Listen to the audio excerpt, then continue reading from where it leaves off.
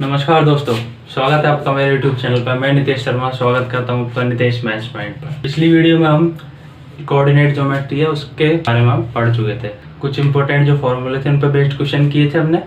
आज की वीडियो में उससे अगला पार्ट ले रहे हैं, कुछ जो इंपॉर्टेंट फॉर्मूले जो और कुछ जो पार्ट इसमें बचा है इस चैप्टर में।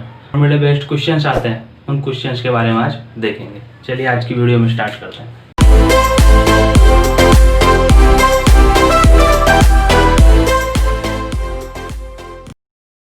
स्लोप, ढलान या प्रवणता। स्लोप को क्या बोलते हैं? ढलान या प्रवणता। स्लोप क्या होती है कि कोई भी लाइन, इसकी डेफिनेशन देख लेते हैं एक बार, फिर डायग्राम में समझ लेंगे और उसका फॉर्मूला कैसे आया है वो देख लेंगे, उसके बाद क्वेश्चंस कर लेंगे। कोई भी लाइन एक्स अक्ष के पॉजिटिव डायरेक्शन में, अब डायग्राम में देख लीजिए, ये एक्स एक्सिस है, ये वाई एक्सिस है। ये एक्स एक्सिस की पॉजिटिव डायरेक्शन है, ये एक्स एक्सिस की पॉजिटिव डायरेक्शन है। कोई भी लाइन एक्स अक्ष के पॉजिटिव डायरेक्शन में जो कोण बनाती है, अब ये दो पॉइंट है यहाँ, पहला पॉइंट पी है और दूसरा क्यू है। पी के निर्देशांक x1 y1 है और क्यू के x2 y2 है। तो पी क्यू को मिलाने वाली एक लाइन है, पॉइंट पी और पॉइंट क्यू को मिलाने वाली एक लाइन है। पी के निर्देशांक x1 y1 है और क्यू के निर्देशांक x2 y2 है। तो ये एक्स अक्ष की पॉजिटिव डायरेक्शन क्या है? एक्स अक्ष की पॉजिटिव डायरेक्शन ये है, इसके समांतर में ये भी एक्स अक्ष की पॉजिटिव डायरेक्शन है। तो एक्स अक्ष की पॉजिटिव डायरेक्शन में जो लाइन एंगल बना रही है, एक्स अक्ष की पॉजिटिव डायरेक्शन के साथ जो लाइन पी और क्यू को मिलाने वाली जो लाइन है, वो एंगल कौन सा बना रही है? एंगल बना रही है थीटा। राय क्या बोल रहा है कि कोई भी लाइन एक्स अक्ष की पॉजिटिव डायरेक्शन में जो कोण बनाती है, उस कोण के टेंजेंट को लाइन की स्लोप या ढलान कहते हैं। तो उस लाइन कौन सी है? पी क्यू एक लाइन है, उस लाइन की टेंजेंट मतलब टेन। और टेन कैसे, ट्रिग्नोमेट्री में हमने पढ़ा था कि टेन थीटा कैसे निकालते हैं। टेन थीटा क्या होता है? टेन थीटा होता है लंब बटे आधार होता है। ट्रिग्नोमेट्री में पढ़ चुके हैं हम ये। टेन थीटा होता है लंब बटे आधार। अब ये जो राइट एंगल ट्राइंगल है, राइट एंगल ट्राइंगल ही बन रहा है। इस राइट एंगल ट्राइंगल में लंब कौन सा है? लंब तो इसमें ये, इस पॉइंट को नाम दे देते हैं एम क्यू एम, या एम क्यू है। एम क्यू क्या है? लंब। तो एम क्यू की वैल्यू क्या है? y2 minus y1, M Q upon, और आधार क्या है? P M. अब एम क्यू की वैल्यू कैसे आई? y2 minus y1। एक्स अक्ष से लेके क्यू तक की वैल्यू क्या है? टोटल हाइट y2 है, क्योंकि क्यू के निर्देशांक क्या है? x2 y2 है। तो y निर्देशांक क्या है? y2 है यहाँ तक। और m तक हाइट क्या है? ये कितनी है? y1। तो y2 में से y1 घटा देंगे तो ये आ जाएगी m Q, y2 minus y1 आ गई। y2 minus y1 upon pm क्या है? pm ये आधार है। ये m तक, इस पॉइंट से लेके और m तक की जो है टोटल लेंथ है वो कितनी है? x2, क्योंकि x का दूसरा निर्देशांक कौन सा है? x2 है। और इस पॉइंट से लेके p तक की जो निर्देशांक वो है, लेंथ है, वो है x1। तो x2 में से x1 घटा देंगे तो ये आ जाएगी pm। pm कितनी आ गई है? pm आ गई x2 माइनस x1। अब ये टेंजेंट की वैल्यू आ गई हमारे पास, कितनी आ गई? y2 minus y1 upon x2 minus x1। ये फॉर्मूला में ये डेफिनेशन बोल रहा है कि कोई भी लाइन एक्स अक्ष के पॉजिटिव डायरेक्शन में जो कोण बनाती है, एक्स अक्ष की पॉजिटिव डायरेक्शन ये रही, उसके साथ ये कोण बना रही है थीटा। तो उस कोण की टेंजेंट को, उस कोण का कोण थीटा का टेंजेंट क्या हो गया? Tan theta. तो उस कोण के टेंजेंट को लाइन की स्लोप या ढलान या प्रवणता कहते हैं। तो बिंदु x1 y1 और x2 y2 से होकर जाने वाली रेखा, तो x1 y1 और x2 y2 से होकर जाने वाली रेखा ये है PQ। जाने वाली रेखा की ढलान क्या हो जाएगी? y2 minus y1 upon x2 minus x1। ये टेंजेंट आई थी हमारे पास, तो ये टेंजेंट होगी y2 minus y1 upon x2 minus x1। तो टोटल इसका क्या फॉर्मूला हो गया? स्लोप का फॉर्मूला हो गया टेन थीटा बराबर y2 minus y1 upon x2 minus x1। और टेंजेंट को किससे डिनोट करते हैं हम? किससे प्रदर्शित करते हैं? m से प्रदर्शित करते हैं। तो टोटल फॉर्मूला हो जाएगा टेन थीटा बराबर y2 minus y1 upon x2 minus x1 बराबर m। आगे देखते हैं, एक इंपॉर्टेंट नोट देख लेते हैं। कि बिंदु x1 y1 और x2 y2 से होकर जाने वाली रेखा का समीकरण क्या होगा। इस रेखा का समीकरण होगा y माइनस वाई वन बराबर y2 minus Y one upon x2 minus x1 multiply x minus x1। और इसको क्या लिख सकते हैं, ये क्या होता है, अभी देखा हमने y2 minus Y one upon x2 minus x1 क्या होती है, रेखा PQ की ढाल है। तो ढाल को किससे लिखते हैं हम, m से डिनोट करते हैं। तो y माइनस वाई वन बराबर m x माइनस x1। ये बिंदु x1 y1 और x2 y2 से होकर जाने वाली रेखा का समीकरण हो गया है। अगला पॉइंट देखते हैं। अब अगला पॉइंट ले रहे हैं हम संरेखीय होने की शर्त, मतलब कोई 3 पॉइंट ले रहे हैं हम, ये 3 पॉइंट आपस में एक ही सिंगल लाइन में सीधी रेखा में होंगे, ये संरेखीय होंगे। संरेखीय मतलब एक ही रेखा में होंगे, ये हम देख रहे हैं। तो इसका फॉर्मूला क्या होगा कि किस कंडीशन में, कोई कौन सी कंडीशन होगी कि जब ये तीनों पॉइंट एक ही रेखा में होंगे या संरेखीय होंगे। 3 पॉइंट लिए हमने, P इसके निर्देशांक है x1 y1, Q के निर्देशांक है x2 y2 और R के निर्देशांक है x3 y3। ये तीनों पॉइंट संरेखीय कब होंगे, जब इन तीनों जो तीनों बिंदु हैं इनकी ढाल, जो ढाल निकालेंगे P से Q की, Q से R की और P से R की, अगर तीनों की ढाल बराबर है तो ये क्या होंगे, तीनों पॉइंट आपस में संरेखीय होंगे। अब देख ढाल का फॉर्मूला क्या था, अब हमने पहले निकाली है P से Q तक की। P से Q की ढाल क्या होगी, y2 minus Y one upon x2 minus x1। Q से R तक की ढाल क्या होगी, y3 minus y2 upon x3 minus x2। और P से लेके R तक की ढाल क्या होगी, y3 माइनस y1 और y3 minus y1 upon x3 minus x1। ये अगर तीनों ढाल, ये तीनों ढाल अगर बराबर हैं आपस में तो ये तीनों पॉइंट एक रेखा में या संरेखीय होंगे। आगे देखते हैं। अब हम क्वेश्चन देख लेते हैं, जो फॉर्मूला हमने पढ़ा है उन पर बेस्ड क्वेश्चन देख लेते हैं। कॉम्पिटिटिव एग्जाम्स में किस टाइप के क्वेश्चन पूछे जाते हैं, और हमारा बेसिक अगर स्ट्रॉन्ग होगा, सारे फॉर्मूलाज हमको याद होंगे तो हम इजीली और फास्टली क्वेश्चंस को जल्दी सॉल्व कर पाएंगे। देख लेते हैं क्वेश्चन कि बिंदु 2, 3 और -4, 5 दो पॉइंट दे रखे हैं। 2, 3 जिसके निर्देशांक, पहले पॉइंट के निर्देशांक है 2, 3 और दूसरे पॉइंट के -4 और 5 से होकर जाने वाली रेखा का समीकरण ज्ञात करो। तो पहला पॉइंट P मान लिया हमने जिसके निर्देशांक है 2, 3 और दूसरा पॉइंट है Q जिसके निर्देशांक है -4 और 5 से होकर जाने वाली रेखा का समीकरण। अभी हमने पहले देखा है कि किसी 2 पॉइंट से होकर जाने वाली रेखा का समीकरण क्या था, y माइनस वाई वन बराबर m x माइनस x1। और m क्या है, m इस रेखा की ढाल या प्रवणता है, या ढलान या प्रवणता है। तो m की वैल्यू क्या होती है, y2 minus Y one upon x2 minus x1। इस रेखा की टेंजेंट होती है, तो ये m की जगह रख दिया अपने y2 minus Y one upon x2 minus x1। तो y माइनस, अब यहाँ x1 y1 ये है और x2 y2 ये है। अब इस जो एक फॉर्मूला है हमारे पास उसमें वैल्यू रखी है, y माइनस वाई वन की जगह क्या है 3 रख दिया बराबर y2 minus Y one 5 minus 3 बटे x2 माइनस x1 -4 माइनस 2 और ये x माइनस x1 2 रख दिया। और इसको सॉल्व किया है y माइनस 3 बराबर 2 बटे -6 ब्रैकेट x माइनस 2 और इसको सॉल्व किया 1 अपॉन -3 आ गया, -3 इधर पचगुणा हो गया लेफ्ट में, तो -3 y माइनस 3 बराबर x माइनस 2 और इसको आगे सॉल्व किया है। सॉल्व करने पर हमारे पास रेखा का समीकरण क्या आ गया, x प्लस 3y बराबर 11। यही हमसे पूछा था कि बिंदु 2, 3 और -4, 5 से होकर जाने वाली रेखा का समीकरण क्या होगा। तो ये हमारे पास समीकरण हो गया, ये हमारा आंसर है। अगला क्वेश्चन क्या है, यदि 3 बिंदु 1, 4 के -2 और -3, 16 सररेखीय है। क्वेश्चन में हमसे बोल रहा है कि 3 पॉइंट है, P, Q, R मान लेते हैं। P के निर्देशांक है 1, 4, Q के निर्देशांक है -2 और R के निर्देशांक है -3 और 16। ये तीनों पॉइंट सररेखीय हैं, तो K का मान ज्ञात करो। ये 3 पॉइंट है P, Q और R। P के निर्देशांक 1, 4 ये x1 y1 है, Q के निर्देशांक K -2 ये x2 y2 है और R के निर्देशांक -3 और 16 x3 y3 है।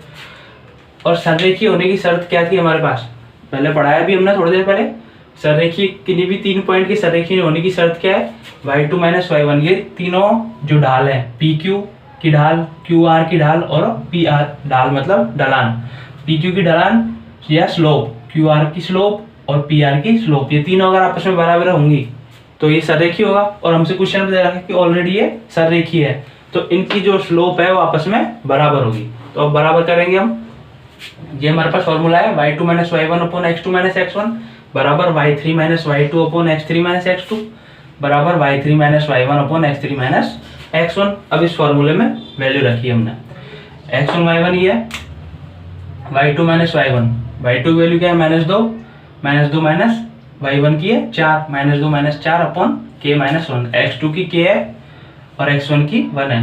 तो ये यहाँ से value x1 y1 x2 y2 x3 y3 की वैल्यू हमने इस फॉर्मूले में रख दी है और इसको आगे सोल्व किया है। तो इक्वेशन आ गई हमारे पास -6 अपॉन k माइनस 1 बराबर 18 बटे -3 माइनस k बराबर 12 बटे -4 और इसको सोल्व कर लिया है, 4 एकम 4 4 3 12 3 बटे -1। अब हमारे पास ये इक्वेशन आ गई जिसमें तीनों बराबर है। अब हमको वैल्यू निकालनी है k की। अब किन्हीं भी दो को सॉल्व करके हम, चाहे ये दोनों को, चाहे तो पहले और तीसरे को सॉल्व कर लो या दूसरे या तीसरे को सॉल्व कर लो, इनमें से किन्हीं भी दो को सॉल्व करके हम k की वैल्यू निकाल सकते हैं। अगर पहले दूसरे को सॉल्व करेंगे तो क्या बनेगा, ये पहले दूसरे को सॉल्व करेंगे, किन्हीं भी दो को सॉल्व करके हम इसकी वैल्यू निकाल सकते हैं k की। तो हमने दूसरा और तीसरा लिया है।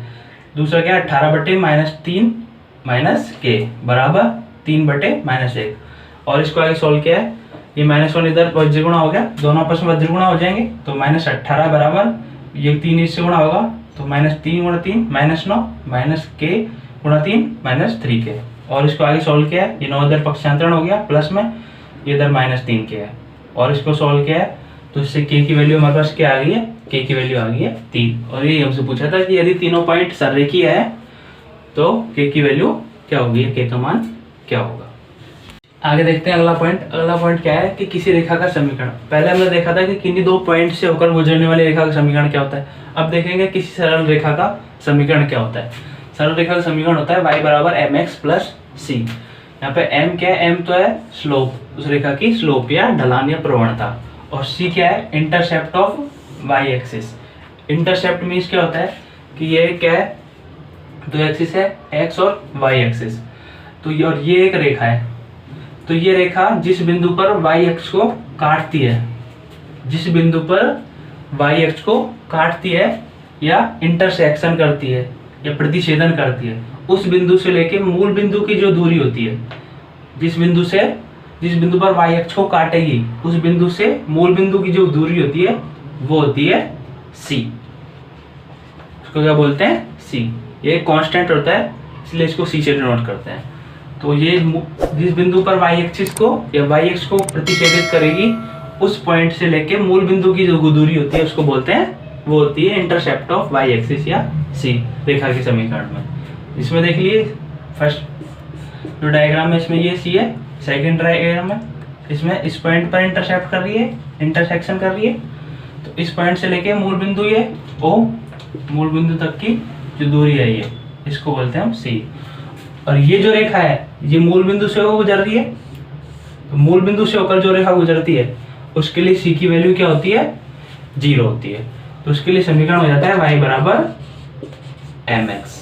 इस रेखा का मूल बिंदु से गुजरने वाली रेखा का समीकरण होता है y बराबर mx, जहाँ पर m क्या है, इस रेखा की स्लोप या ढलान है। आगे देखते हैं अगला पॉइंट। अगला पॉइंट क्या है कि एंगल बिटवीन टू लाइंस। किन्हीं भी दो रेखाओं के बीच में एंगल या कोण कितना होगा वो निकालने का फॉर्मूला क्या है, वो कैसे निकालेंगे। तो ये x और y एक्सिस है, ये दो एक्सिस है x और y, इनके बीच में दो लाइंस है, एक लाइन लिया L1 हमने, दूसरी लिए L2, ये आपस में एक दूसरे को इंटरसेक्ट कर रही है इस पॉइंट पे। तो इन दोनों के बीच में एंगल क्या बन रहा है, थीटा बन रहा है। तो ये एंगल और इसके अलावा थीटा के अलावा जो दूसरा एंगल ये है इसको हमने मान लिया है बीटा, और जो ट्रायंगल के बाहर का एंगल या बाह्य कोण है वो क्या मान लिया हमने, अल्फा होती है। और ट्रायंगल की एक प्रॉपर्टी होती है कि ट्रायंगल के जो अंदर के क्रमागत कोण होते हैं उनका योग किसके बराबर होता है, बाह्य कोण के बराबर। तो इसके क्रमागत कोण कौन कौन से हैं, बीटा और थीटा। तो थीटा और बीटा का योग किसके बराबर हो जाएगा, जो बाय कोण क्या है अल्फा के बराबर। तो थीटा प्लस बीटा बराबर क्या हो गया अल्फा। तो थीटा की वैल्यू क्या आ गई इससे अल्फा माइनस बीटा। थीटा बराबर अल्फा माइनस बीटा हो गया। तो टेन थीटा बराबर क्या हो जाएगा, टेन थीटा बराबर हो जाएगा टेन अल्फा माइनस बीटा। और टेन ए माइनस बी का फॉर्मूला हम पढ़ चुके हैं। तो टेन ए माइनस बी का फॉर्मूला होता है tan A minus tan B upon one plus tan A tan B. तो ये फॉर्मूला हमने लगा दिया है। तो टेन थीटा बराबर क्या हो गया ten alpha minus tan beta upon one plus tan alpha tan beta. अब यहाँ पर हमने टेन अल्फा को तो मान लिया हमने m1 और टेन बीटा को मान लिया हमने m2। ये m1 m2 क्या है, m1 तो है रेखा L1 की प्रवणता या ढलान, और m2 क्या है, m2 है ये रेखा L2 की ढलान या प्रवणता। तो उससे क्या हो गया, तो टेन थीटा बराबर हो गया m1 minus m2 upon one plus m1 m2। ये हमारे पास मेन कंडीशन आ गई है। इस कंडीशन से हम इन रेखाओं के बीच में एंगल निकाल सकते हैं। अब देखते हैं कि इस जो मेन हमारे पास जो कंडीशन आई है टेन थीटा बराबर m1 minus m2 upon one plus m1 m2, इसकी कुछ इसमें दो स्पेशल कंडीशंस हैं, उनके बारे में देख लेते हैं। आगे देखते हैं हम, हमारे पास ये फॉर्मूला आ गया टेन थीटा बराबर m1 minus m2 upon one plus m1 m2। m1 क्या है, m1 तो है रेखा L1 की प्रवणता और m2 है रेखा L2 की प्रवणता। अभी लोग पहली कंडीशन देख रहे हैं हम कि यदि दोनों लाइन एक दूसरे के लंबवत या परपेंडिकुलर हो, लाइन L1 और लाइन L2 ये दोनों आपस में क्या हो, लंबवत या परपेंडिकुलर हो। तो लंबवत या परपेंडिकुलर का मतलब क्या होगा, उनके बीच में कोण क्या होगा, थीटा की वैल्यू क्या होगी 90 डिग्री। तो tan 90 बराबर क्या हो जाएगा, tan 90 बराबर हो जाएगा m1 minus m2 upon one plus m1 m2। इसमें थीटा की जगह क्या रख दिया हमने 90। tan थीटा क्या होता है, ट्रिग्नोमेट्री में पढ़ चुके हैं, tan थीटा होता है sin थीटा बटे cos थीटा। तो क्या हो जाएगा tan 90 क्या हो जाएगा sin 90 अपॉन cos 90 बराबर m1 minus m2 upon one plus m1 m2। sin 90 की वैल्यू हम किस में पढ़ चुके हैं, हम ट्रिग्नोमेट्री की जो टेबल पढ़ी है उसमें sin 90 और cos 90 की वैल्यू पढ़ चुके हैं। sin 90 की वैल्यू होती है 1 और cos 90 की होती है 0। तो 1 अपॉन 0 हो गया। अब इसको आगे सोल्व करेंगे, 0 इधर जुगना होगा तो ये पूरा 0 हो जाएगा और ये इधर 1 से मल्टीप्लाई होगा तो क्या हो जाएगा 1 प्लस m1 m2 बराबर 0। 1 इधर पक्षांतरण हो जाएगा राइट साइड में, तो m1 m2 बराबर क्या हो जाएगा, m1 m2 का मल्टीप्लाई क्या हो जाएगा -1। तो ये कंडीशन है कि यदि थीटा बराबर 90 डिग्री हो, यदि दोनों रेखाएं एक दूसरे के लंबवत या परपेंडिकुलर हो, तो उनकी जो प्रवणता होती है उसका गुणनफल क्या होता है, हमेशा -1 होता है। तो वापस देख लीजिए, यदि कोई लाइन एक दूसरे के लंबवत हो, ये यदि दो रेखाएं एक दूसरे के लंबवत हो तो उनके बीच कितना होगा एंगल 90 डिग्री। यदि लंबवत या परपेंडिकुलर है तो क्या कंडीशन होगी, उन दोनों लाइनों की प्रवणता होगी m1 और m2, उन दोनों का गुणनफल क्या होता है, हमेशा -1 होता है। अब ये इससे काफी क्वेश्चंस आते हैं कॉम्पिटिटिव एग्जाम्स में इस रिजल्ट से, इसलिए आप डायरेक्ट ये रिजल्ट याद रखना और ये याद रखना। अगली कंडीशन क्या है, यदि दोनों लाइन एक दूसरे के समांतर हो, यदि दोनों लाइन एक दूसरे के समांतर या पैरेलल, समांतर और पैरेलल मतलब ये इस टाइप से हो, तो क्या होगा, इन दोनों के बीच में एंगल कितना रह रहा है 0 डिग्री, आपस में इंटरसेक्ट नहीं कर रही है, प्रतिच्छेदित नहीं कर रही है, तो इनके बीच में एंगल कितना हो जाएगा 0 डिग्री। तो थीटा की जगह क्या रख दिया हमने, 0 रख दिया है। तो tan 0 बराबर क्या हो जाएगा m1 minus m2 upon one plus m1 m2। tan 0 की जगह क्या आ गया sin 0 अपॉन cos 0 बराबर m1 minus m2 upon one plus m1 m2। sin 0 की वैल्यू हमारे पास होती है 0 और cos 0 की होती है 1, और इसको आगे सॉल्व किया है तो ये इधर जुगना होगा तो ये पूरा 0 हो जाएगा। तो m1 माइनस m2 बराबर क्या हो जाएगा 0, m1 माइनस m2 बराबर हो जाएगा 0। तो m1 बराबर क्या आ जाएगा m2। अगर ये दोनों रेखाएं एक दूसरे के समांतर या पैरेलल हो तो उनके बीच में एंगल बनेगा थीटा। समांतर होने के क्या कंडीशन बनती है, इन दोनों रेखाओं की जो प्रवणता होगी m1 तो क्या है पहली रेखा की प्रवणता और m2 क्या है दूसरी रेखा की प्रवणता, तो इन दोनों की प्रवणता क्या होगी आपस में बराबर होगी। ये दोनों रिजल्ट हैं, इन रिजल्ट्स पे कॉम्पिटिटिव एग्जाम्स में काफी क्वेश्चंस आते हैं। आगे देखते हैं, हम क्वेश्चन कर लेते हैं जो हमने सीखा है, जो फॉर्मूला देखे हैं, जो कंडीशंस देखी हैं, उन पर बेस्ड क्वेश्चन कर लेते हैं। यहाँ पे क्वेश्चन दे रखा है कि यदि रेखाएं k + 1x - 3y + 6 = 0, एक रेखा दे रखी है ये और दूसरी रेखा दे रखी है 3x माइनस 2y प्लस 4 बराबर 0। दूसरी रेखा दे रखी है, ये दो रेखाएं दे रखी है, रेखाएं एक दूसरे के समांतर। आगे देखते हैं अब जो हमने पढ़ा है, जो इम्पोर्टेंट जो फॉर्मूले देखे हैं, जो कंडीशंस देखी हैं, उन पर बेस्ड क्वेश्चन देख लेते हैं कि किस टाइप के क्वेश्चंस पूछे जाते हैं। क्वेश्चन दे रखा है हमें, ये रेखाएं, पहली रेखा दे रखी है हमें k plus 1x minus 3y plus 6 बराबर 0 और दूसरी दे रखी है 3x माइनस 2y प्लस 4 बराबर 0। ये दो रेखाएं या दो लाइन हमको दे रखी है।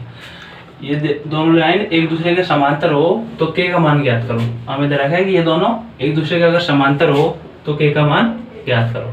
हम जानते हैं किसी रेखा का समीकरण क्या होता है, उसका स्टैंडर्ड फॉर्म क्या होती है, y बराबर mx प्लस c। अब ये दोनों रेखाएं दे रखी है, उनको इस फॉर्म में बनाएंगे हम। उससे m1 की वैल्यू और m2 की वैल्यू निकालेंगे। समांतर दो रेखाएं समांतर की कंडीशन हम जानते हैं कि यदि दो रेखाएं समांतर हो तो उनके बीच में एंगल कितना बनता है, 0 डिग्री। 0 डिग्री एंगल बनने से दोनों जो उनकी प्रवणता है m1 और m2, दोनों रेखाओं की प्रवणता आपस में क्या हो जाती है, बराबर हो जाती है। ये कंडीशन है हमारे पास, ये हम जानते हैं। ये जो स्टैंडर्ड फॉर्म है रेखा के समीकरण की, इस फॉर्म में हम ये दोनों रेखाओं को बदलेंगे।